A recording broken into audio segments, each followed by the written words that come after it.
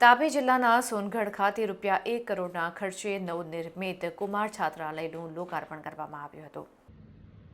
તાપી જિલ્લાના સોનગઢ તાલુકા સ્થિત દેવલપાડાની માધવ આશ્રમ શાળા ખાતે રવિવારે ગુજરાત રાજ્યના આદિજાતિ વિકાસ તથા જિલ્લાના પ્રભારી મંત્રી નરેશભાઈ પટેલ, દાતા જનકભાઈ મરોલિયા, શ્રીમતી મરોલિયાના હસ્તે અંદાજિત ₹1 કરોડના ખર્ચે તૈયાર થયેલ શારદાબેન શાંતિલાલ મરોલિયા કુમાર છાત્રાલય ભવનનું લોકાર્પણ કરવામાં આવ્યું હતું।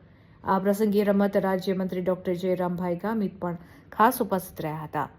આ પ્રસંગે મંત્રી નરેશભાઈ પટેલે જણાવ્યું હતું કે ગુજરાતના તત્કાલીન મુખ્યમંત્રી અને દેશના વડાપ્રધાન શ્રી નરેન્દ્રભાઈ મોદીએ આદિવાસી સમુદાયના સર્વાંગી વિકાસ અને શિક્ષણ ક્ષેત્રે વિશેષ ભાર આપ્યો છે। રાજ્ય સરકારે પણ સમાજના પ્રત્યેક બાળકોને ગુણવત્તાયુક્ત શિક્ષણ અને સુવિધા મળે તે માટે પરિણામલક્ષી કામગીરી કરી છે। આ સમયે રાજ્યમંત્રી ડોક્ટર જયરામભાઈ ગામિતે જણાવ્યું કે સરકારે આદિવાસી સમુદાયના સર્વાંગી વિકાસની હર હંમેશ ચિંતા કરી છે। ગુજરાત પ્રદેશ સંલગ્ન ચાલતી એક આ સંસ્થા એટલે કે સેવા પ્રતિષ્ઠાન ટ્રસ્ટ નવસારી દ્વારા એક આશ્રમ શાળા 1985 પહેલાંથી અહીંયા ચાલે છે। આ શાળાની અંદર ભૌતિક સુવિધા માટે સરકાર જે મદદ કરે છે એનાથી પણ વિશેષ જે કેટલાક દાતા લોકોએ આ વિદ્યાર્થીઓને સારું રહેવાનું એક નિવાસ મળી શકે, ભણવા માટે સારું મકાન મળી શકે એવા ખૂબ ભાવ સાથે આજે નિવાસી એક છાત્રાલય માટે જે મકાન બન્યું છે એમાં જનકભાઈથી લઈને અન્ય દાતાશ્રીએ દાન આપીને કરોડની આસપાસ આ નવું મકાન બનાવ્યું છે। 1 કરોડની આસપાસ રૂપિયા ખર્ચાયા છે।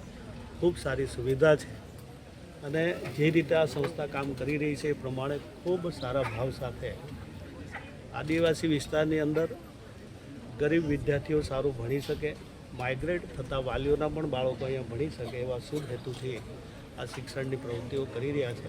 આ ટ્રસ્ટીઓને પણ હું અભિનંદન આપું છું। અહીંયાથી આજે મારું ઉકાઈ ખાતે ગુજરાત સરકાર દ્વારા એસટી બસ સ્ટેશનનું એક નવું બનવાનું છે, એનું ભૂમિપૂજન છે। અમે જયરામભાઈ સાથે ત્યાંના ધારાસભ્ય કુંવરજીભાઈ સાથે ત્યાં અત્યારે ભૂમિપૂજન કરવાના છીએ। આવનારા દિવસોમાં એ બસ સ્ટેન્ડ દ્વારા પણ લોકોને સારી એસટીની સુવિધા મળશે। અપ એન્ડ ડાઉન કરવાવાળા, ભણવાવાળા કે અન્ય રોજગારીએ જતા લોકોને પણ ખૂબ ઉપયોગી બનશે।